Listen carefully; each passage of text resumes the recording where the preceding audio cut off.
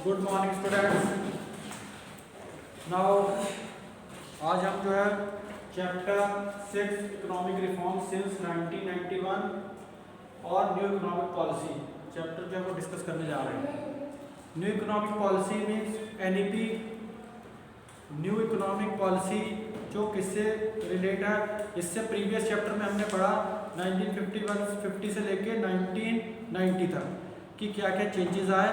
अब जो है 1991 में क्या है, न्यू इकोनॉमिक पॉलिसी आई। न्यू इकोनॉमिक पॉलिसी को या इसको हम रिफॉर्म्स बोलते हैं, इकोनॉमिक रिफॉर्म्स, या हम इसको बोलते हैं एलपीजी। जो इसको नाम दिया गया वो क्या दिया गया, LPG. L denotes for liberalization, P for privatization and G for globalization. और इसने किसको रिप्लेस किया, एलक्यूपी को। 1991 में एलपीजी ने रिप्लेस किसको किया, एलक्यूपी को। अब इसमें एलपीजी जो है यह इकोनॉमिक रिफॉर्म्स क्या है, सेट ऑफ इकोनॉमिक पॉलिसीज था। किसके लिए था, जो एक्सेलरेट करने के लिए, किसको एक्सेलरेट करने के लिए, किसको बढ़ाने के लिए, इकोनॉमिक ग्रोथ को and development of the country.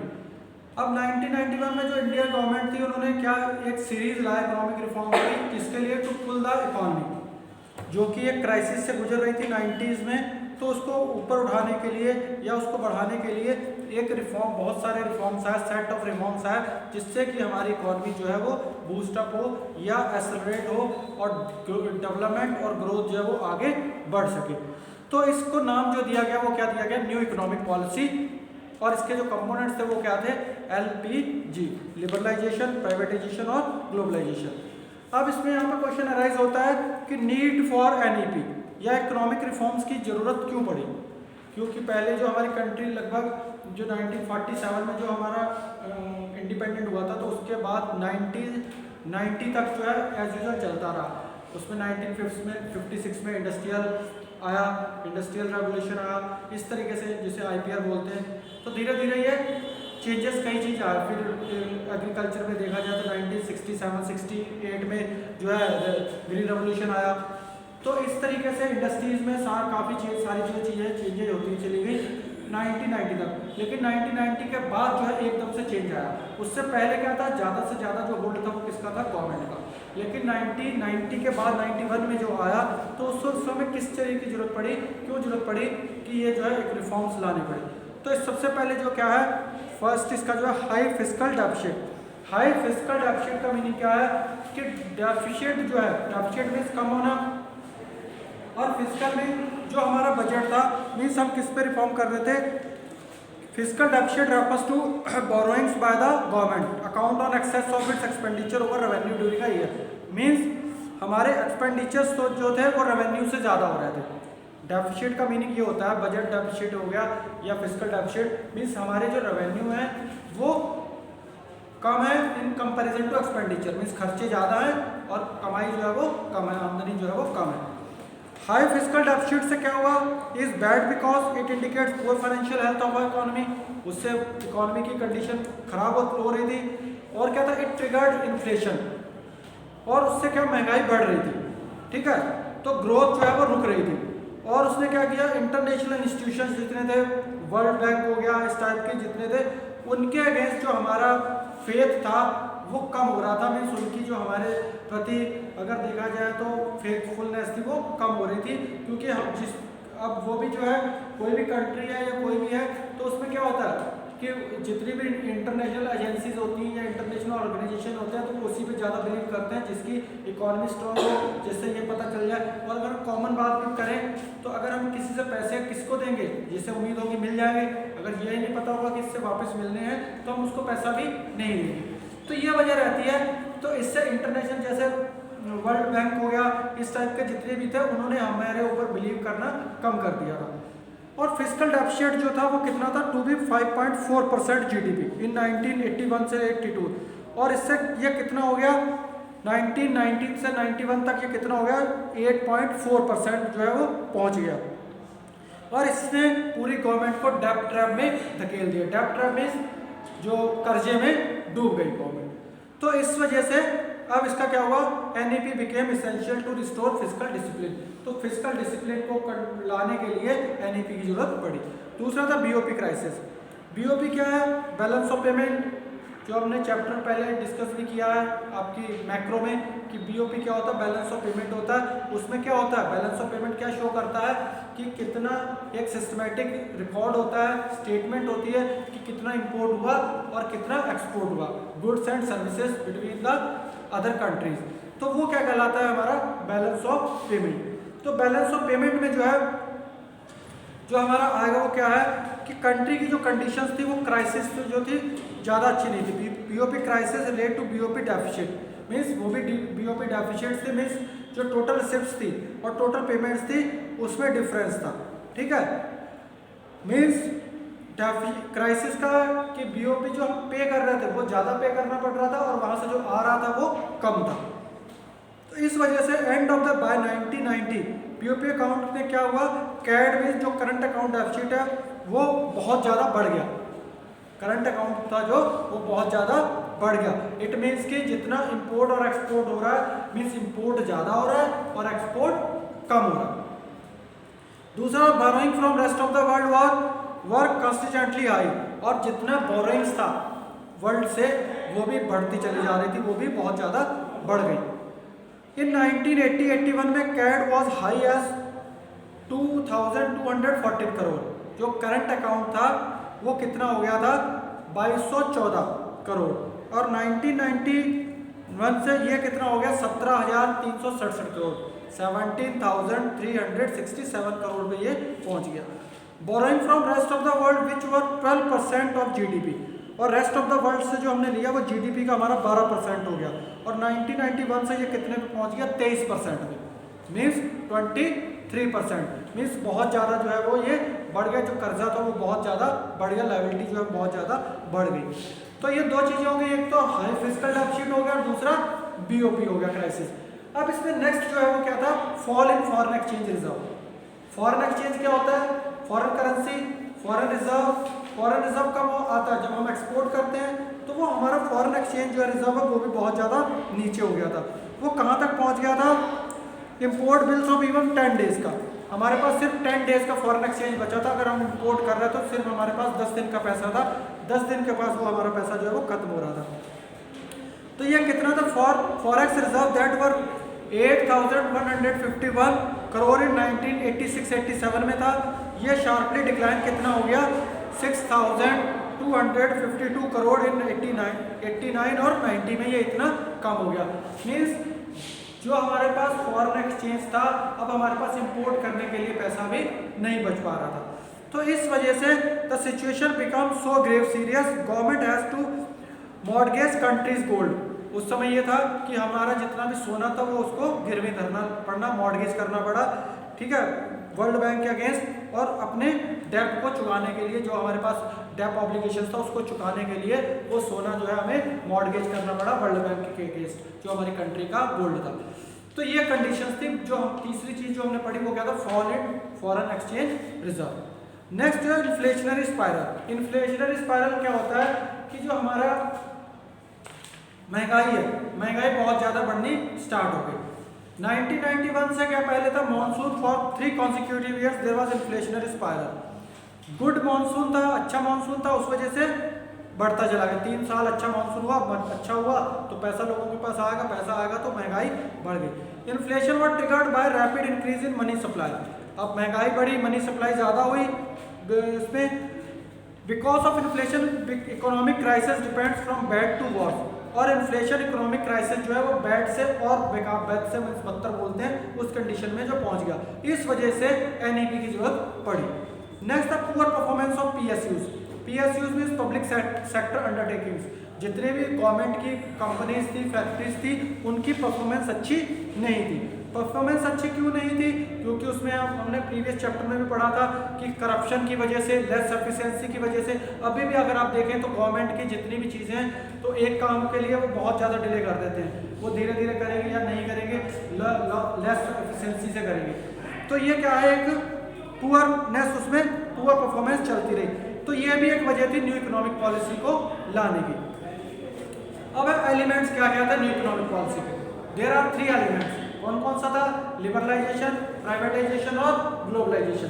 There are the 3 components या एलिमेंट्स।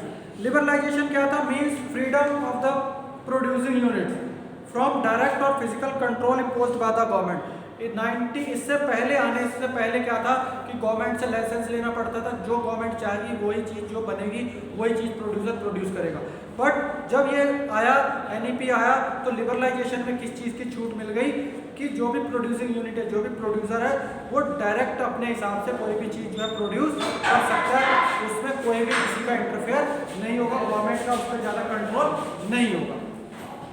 नेक्स्ट जो है इसमें prior 90 government has imposed several types of controls on private enterprises। इसमें कौन कौन सा था? Include on industrial licensing system था, प्राइस कंट्रोल था, फाइनेंशियल कंट्रोल था, import license, foreign exchange control, restriction investment, business houses. तो इस टाइप की बहुत सारी चीजें थी, तो जो कि लिबरलाइजेशन में सारी चीजों को हटा दिया गया। और क्या था? Experience by the government that several shortcomings has emerged in the economy on account of this control. और बहुत सारी एक्सपीरियंस के अकॉर्डिंग गवर्नमेंट ने शॉर्टकमिंग्स या इसको इजीली कर दिया बिजनेस को, जिससे कि प्रोडक्शन जो है वो ज़्यादा से ज़्यादा हो सके। और rise to corruption, undue delays and inefficiency. और कंट्रोल, इससे कंट्रोल भी होगा, किस चीज़ पे होगा? इनएफिशिएंसी पे, करप्शन पे, और इन सारी चीज़ों पे जो अनड्यूज डिलेज थे उन सारी चीज़ों पे क्या होगा? कंट्रोल हो जाएगा। और GDP की जो ग्रोथ थी had fallen sharply and had high cost economic system came into being, और ग्रोथ जो है वो बढ़ना स्टार्ट हो जाएगी। तो ये सारा का सारा जो है वो किस में आया? आपका लिबरलाइजेशन में। तो लिबरलाइजेशन के कुछ और इकोनॉमिक रिफॉर्म्स जो लिबरलाइजेशन में आए वो क्या क्या थे? सबसे पहला था industrial sector reforms. Industrial sector reforms में क्या था? Abolition of industrial licensing. इससे पहले क्या था कि लाइसेंस गवर्नमेंट से लेना पड़ता था, जो गवर्नमेंट लाइसेंस देगी वही चीज़ प्रोड्यूस होगी, अदरवाइज प्रोडक्शन नहीं होगा। तो इसमें वो चीज़ को हटा दिया गया, एबोलिशन कर दिया गया कि इंडस्ट्रियल का लाइसेंस जो है उसकी जरूरत नहीं है। इसमें सिर्फ लाइसेंस की जो जरूरत थी वो 5 इंडस्ट्रीज को थी। एक लिकर हो गया, मीन शराब, दूसरा सिगरेट, तीसरा डिफेंस इक्विपमेंट्स और इंडस्ट्रियल एक्सप्लोजिव और डेंजरस केमिकल्स। खाली इन लोगों को लाइसेंस की जरूरत थी, बाकी इसमें किसी को भी लाइसेंस की जरूरत गवर्नमेंट से नहीं पड़ रही थी। कोई भी अपना प्रोडक्शन स्टार्ट करेगा उसको गवर्नमेंट से लाइसेंस लेने की जरूरत नहीं पड़ रही थी। तो means abolition of industrial licensing को खत्म कर दिया गया। दूसरा था कॉन्ट्रैक्शन ऑफ पब्लिक सेक्टर, और पब्लिक सेक्टर को कॉन्ट्रैक्शन कर दिया गया, मीन्स कम कर दिया गया, छोटा कर दिया गया। Reduce from 17 to 8। जो जितनी भी इंडस्ट्रीज थी 17 थी पहले, वो कितने पे आ गई? सिर्फ 8 पे। और 2010-11 में ये जो है ये किस पे रह गई? सिर्फ 2 पे रह गई, एटॉमिक एनर्जी और रेलवे। मतलब 10-11 में जो ये रह गया वो पब्लिक सेक्टर में कौन कौन रह गया था? एटॉमिक एनर्जी और रेलवे। अब रेलवे भी आप देख रहे हैं ये भी प्राइवेट सेक्टर में ही जा रहा है, तो एटॉमिक एनर्जी अब देखा जाए तो बच रहा है। तो मीन्स धीरे धीरे ये कॉन्ट्रैक्शन होता चला गया। Dereservation of production area, और डी रिजर्व करा गया जितने भी स्मॉल स्केल इंडस्ट्रीज उनको डी रिजर्व किया गया। किसके लिए? Allows to determine allocation of resources. इस टाइप से जहाँ पे बैकवर्ड है इस टाइप का, वहाँ पे स्मॉल स्केल इंडस्ट्रीज को ज़्यादा से ज़्यादा डेवलप किया जाए। एक्सपेंशन ऑफ प्रोडक्शन कैपेसिटी, और जितनी भी पहले प्रोडक्शन कैपेसिटी थी उसको एक्सपेंड किया गया, बढ़ाया गया, जिससे कि what to produce and how much to produce no matter of producer choice. मतलब what to produce, how to produce, what to produce, मतलब ये किसकी चॉइस रह गई थी? प्रोड्यूसर की। इसमें गवर्नमेंट का जो है इंटरफेयर अब नहीं था। फिर था freedom to import capital goods. पहले जो है कैपिटल गुड्स को इम्पोर्ट करना मुश्किल था, लेकिन जब लिबरलाइजेशन आया तो कैपिटल गुड्स को जो थे उसको ईजिली जो है इम्पोर्ट कर सकते थे। Permission was no longer required from government. उसके लिए परमिशन लेने की जरूरत नहीं थी, परमिशन की जरूरत नहीं थी। इट मीन्स कि पहले क्या था कि परमिशन लेनी पड़ रही थी कि जो भी कैपिटल गुड्स कौन से होते हैं? जो कि किसके लिए आते हैं? हमारे प्रोडक्शन के काम आते हैं, तो उनकी अब जरूरत नहीं थी, वो ऐसे ही इंपोर्ट कर सकते थे। तो ये जो रिफॉर्म्स है ये किसमें आए? इंडस्ट्रियल सेक्टर रिफॉर्म्स आए। दूसरा financial sector reforms. Financial sector reforms में क्या? Banking and non banking sectors, stock exchange market और फॉरेन एक्सचेंज मार्केट, इनमें जो चेंज आए वो भी हैं, उसको हम डिस्कस कर रहे हैं। इंडिया में फाइनेंशियल सेक्टर क्या जो था रेगुलेट और कंट्रोल जो करता है वो कौन करता है? आरबीआई। आरबीआई में पूरा का पूरा सिस्टम जो है वो किसके अंडर में रहता है? आरबीआई के। Liberalization implied a substantial shift in the role of RBI from a regulator to facilitator. पहले क्या था? वो सिर्फ रेगुलेटर था, पूरा का पूरा कंट्रोल था, लेकिन फिर उसके बाद क्या हो गया? एज अ फैसिलिटी वो प्रोवाइड करने लग गया। As a regulator RBI prior to liberalization would have fix interest rate structure, पहले उन्होंने फिक्स रेट ऑफ इंस्ट्रक्शन दे रखा था कि यही रेट रहेगा।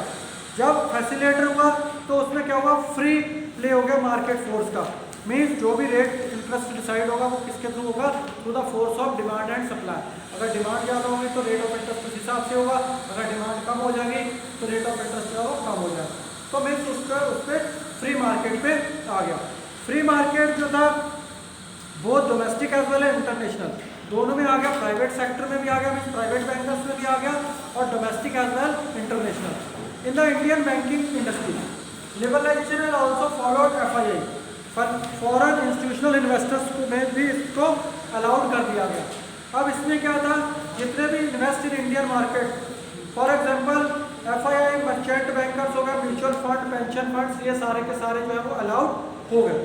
Upon this changes financial sector in India shows a multi dimensional growth. अब इससे मल्टी डायमेंशनल मीन्स कई स्तर पे जो है वो ग्रोथ इसकी काफ़ी हद तक बढ़ी, और इन्होंने सिग्निफिकेंट रोल प्ले जो है वो किया। दूसरा था फिस्कल रिफॉर्म, ये हमारा इससे पहले हमने डिस्कस किया, पहले इंडस्ट्रियल सेक्टर रिफॉर्म्स, दूसरा फाइनेंशियल सेक्टर रिफॉर्म्स, अब थर्ड वन है फिस्कल रिफॉर्म्स। फिस्कल रिफॉर्म्स में क्या, रेवेन्यू और expenditure of the government. Fiscal reforms में किस में चेंजेस जो है, रेवेन्यू में और एक्सपेंडिचर में। अब tax reforms are principal components of fiscal reforms. जो टैक्स था, टैक्स में जो चेंजेस आया वो मेन था, प्रिंसिपल रिफॉर्म्स था। अब टैक्स में भी क्या था, डायरेक्ट टैक्स और इनडायरेक्ट टैक्स। डायरेक्ट टैक्स कौन से होते हैं, जो डायरेक्ट बर्डन पड़ता है, ठीक है, burden of which can not be shifted on to others, जो दूसरे पे शिफ्ट नहीं हो सकते, जैसे इनकम टैक्स वगैरह हो गया, वेल्थ टैक्स हो गया, ये जिस पे बर्डन है उसको पे करने पड़े, तो ये क्या है, डायरेक्ट टैक्स। इनडायरेक्ट टैक्स क्या है, जो दूसरे पे बर्डन होता है, मीन्स हम कोई भी चीज़ परचेज कर रहे हैं, ठीक है, तो टैक्स एक्चुअली हम दे रहे हैं, ठीक है, लेकिन वो पे कोई और कर रहा है, लाइक जीएसटी हो गया, ठीक है। तो जैसे हमने शॉपकीपर से कोई भी सामान लिया तो वो टैक्स एक्चुअल में हम पे कर रहे हैं, उस पर लिखा रहता है MRP of all inclusive taxes. तो inclusive all type of taxes उसमें इंक्लूड रहते हैं, मतलब जीएसटी वगैरह उसमें इंक्लूड रहती है, वो पे कौन कर रहा है, हम लोग पे कर रहे हैं, लेकिन ये उसके पास दुकानदार के पास जा रही है, अल्टीमेटली वहाँ गवर्नमेंट में वो दे रहा है, तो वो क्या कहलाता है, इनडायरेक्ट टैक्स। अब प्रायर लिबरलाइजेशन टैक्स स्ट्रक्चर जो था वो बहुत बड़ा कॉम्प्लेक्स था, इवेसिव था, fearing heavy burden of taxation people would often evade taxes, तो वो इवेड करते, चोरी करते थे टैक्स की। लेकिन टैक्स स्ट्रक्चर जो सिंप्लीफाइड किया गया, मॉडरेट किया गया, तो इसमें काफ़ी चेंजेस आए और टैक्स रेवेन्यू जो है वो गवर्नमेंट का बढ़ गया। फिर एक्सटर्नल सेक्टर्स रिफॉर्म, ये हमने पढ़ लिया। फिर नेक्स्ट जो है फोर्थ आ रहा है वो क्या है, external sectors. External sector means foreign exchange reforms और foreign trade policy reforms. Foreign exchange reforms में क्या था, initiated in 1991 with the devaluation of Indian rupee against foreign currencies. हमारी जो करेंसी थी उसको क्या कर दिया गया, डिवैल्यूएशन कर दिया गया। डिवैल्यूएशन का मीनिंग क्या होता है, एक हमने करेंसी चैप्टर जो पढ़ा था आपने मनी, उसमें दो चीज़ें थी, एक था डिवैल्यूएशन, ठीक है, और एक था डेप्रिसिएशन, दो चीज़ें थी। डिवैल्यूएशन का मीनिंग क्या होता है, करेंसी को कम कर देना। तो जो नेक्स्ट हम डिस्कस कर रहे हैं वो क्या है, external sector reforms. External sector reforms है फॉरेन एक्सचेंज रिफॉर्म्स और foreign trade policy reforms. Foreign exchange जो था रिफॉर्म्स में क्या था, 1991 में डिवैल्यूएशन किया गया। डिवैल्यूएशन का मीनिंग क्या है, decrease in the value of currency, मतलब हमारी वैल्यू जो है वो कम कर दी गई। जैसे आपने भी सुना होगा जब 1947 में हमारा जो डॉलर इक्वल था किसके, रुपी के, बट धीरे धीरे उसको डिवैल्यूएशन किया। डिवैल्यूएशन क्यों करते हैं, जैसे 2-3 साल पहले चाइना ने डिवैल्यूएशन किया, अपनी करेंसी को डिवैल्यूड कर दिया। तो डिवैल्यूएशन और डेप्रिसिएशन में फ़र्क क्या होता है, डेप्रिसिएशन जो होता है वो फ्री प्ले और मार्केट में होता है, मीन्स मार्केट के थ्रू अगर करेंसी की वैल्यू कम हो रही है तो वो डेप्रिसिएशन होगा, और अगर गवर्नमेंट उसका वैल्यू अपने की करेंसी की कम कर रही है तो उसको क्या बोलते हैं, डिवैल्यूएशन। तो 1991 में हमारी करेंसी का डिवैल्यूएशन किया गया। अब डिवैल्यूएशन से होता क्या है कि एक्सपोर्ट जो है वो बढ़ जाता है। वो कैसे बढ़ जाता है, जैसे हमारी करेंसी से अगर हम नेपाल में और अपने को कंपेयर करें तो हमारी करेंसी से वैल्यू जो है नेपाल की कम है या पाकिस्तान की कम है, तो हम वहाँ पे कोई भी चीज़ परचेज करेंगे तो हमें क्या ज़्यादा मिल जाएगी उतने पैसों में, ठीक है। अगर वही चीज़ हम कहीं और से करेंगे तो महंगी पड़ेगी। तो इस वजह से जो करेंसी का डिवैल्यूएशन होता है तो एक्सपोर्ट जो है वो बढ़ जाता है। तो इसमें ये चेंजेज आए। Devaluation implies fall in the value of rupee, और इस वजह से जो हमारी करेंसी है वो कम हो गई और हमारा जो एक्सपोर्ट जो है वो बढ़ गया। तो supply of foreign currency into the Indian economy, और इससे क्या होता है इंडियन इकोनॉमी में करेंसी जो फॉरेन करेंसी जो है आना स्टार्ट हो गई। अब इसके बाद क्या इंटरनेशनल मनी मार्केट में फ्री प्ले ऑफ मार्केट पे छोड़ दिया गया। Presently exchange rate is determine the force of supply and demand in the international exchange market. इस समय जो है वो हमारा जो चल रहा है वो किसके अकॉर्डिंग चल रहा है, free play of market, force of demand, force में और force of supply and demand जहाँ पे इंटरसेक्ट करेगा वहीं पे हमारी करेंसी का रेट जो है वो डिसाइड होता है। आप रोज देखते हैं कि रोज करेंसी ज़्यादा या कम होती रहती है। दूसरी थी foreign trade policy. Foreign trade policy में क्या था, substantial change in wake of liberalization. इसमें टैरिफ रेस्ट्रिक्शंस जो थे moderate rather withdrawn from many items of export and import. बहुत सारे टैरिफ जो टैक्सेस थे वो हटा दिए गए, इंपोर्ट में भी और एक्सपोर्ट में भी। और जो protection domestic industry, now there is a policy of survival of the fittest. Market competition has replaced the policy of quotas and tariffs. Efficiency is the benchmark of growth, not simply expansion. जो efficiency थी उसको बढ़ा गया, वो एक benchmark बना, growth not simply expansion ना बन के एक बेंचमार्क उसको बनाया गया। मीन्स क्या है कि फॉरेन ट्रेड पॉलिसी में भी काफ़ी चेंजेस किए गए, जिससे कि टैरिफ को हटा दिया गया। टैरिफ को हटाने का मीनिंग क्या है, टैक्सेस जो है वो कई चीज़ों पे, गुड्स पे इंपोर्ट जो हो रहे थे उस पर भी हटाया गया और जो एक्सपोर्ट हो रहे थे उस पर भी हटाया गया, जिससे कि मार्केट जो है वो एक्सपेंड कर सकता है। नेक्स्ट है इसमें प्राइवेटाइजेशन। जो सेकंड है, हमें लिबरलाइजेशन को किया कि लिबरलाइजेशन में क्या क्या चेंजेस आए, रिफॉर्म्स हुए। अब दूसरा प्राइवेटाइजेशन। प्राइवेटाइजेशन क्या है, is the process of involving the private sector in the ownership और operation of state owned enterprises. जितनी भी स्टेट ओन्ड एंटरप्राइजेज हैं, पब्लिक एंटरप्राइजेज हैं, उसमें किसका ओनरशिप होनी, प्राइवेट सेक्टर की, प्राइवेट के कंट्रोल में आ जाना, या उसमें गवर्नमेंट ने अपना शेयर जो है वो निकाल लेना, management from the public sector enterprises. अब ये दो तरीके से होता है, एक तो outright sale of government enterprises in the private entrepreneur, या तो उसको बेच दिया जाए, जितनी भी पब्लिक एंटरप्राइजेज है उसको बेच दिया जाए, किसके हाथ हो, प्राइवेट सेक्टर के, या गवर्नमेंट जो अपनी ऑनरशिप ले ले एंड मैनेजमेंट उसमें से निकाल ले मिक्स एंटरप्राइजेस में, और वो किस पे छोड़ दिया जाए, प्राइवेट सेक्टर पे। तो इससे क्या होता है, जो डिसइन्वेस्टमेंट बोलते हैं वो हो जाता है, मीन्स गवर्नमेंट जो है पैसा अपना इसमें से निकाल लेती है। तो नीड फॉर प्राइवेटाइजेशन क्यों हुआ, felt many because of poor performance of PSUs. जितने भी पीएसयूज थी, पब्लिक सेक्टर एंटरप्राइजेस थी, पब्लिक सेक्टर यूनिट्स थी, उनका पुअर परफॉर्मेंस होने की वजह से इस चीज़ की जरूरत पड़ी, क्योंकि उसमें जो है इनएफिशिएंसी की वजह से, करप्शन की वजह से, इन सब की वजह से वो अच्छा परफॉर्मेंस नहीं कर रही थी। तो process of industrialization was initiated during second 5-year plan. अब ये प्रोसेस जो इंडस्ट्रीज थी वो कब चली, स्टार्ट हुई, सेकंड 5-year प्लान में, और ये इसने की रोल प्ले किया टू पीएसयूज।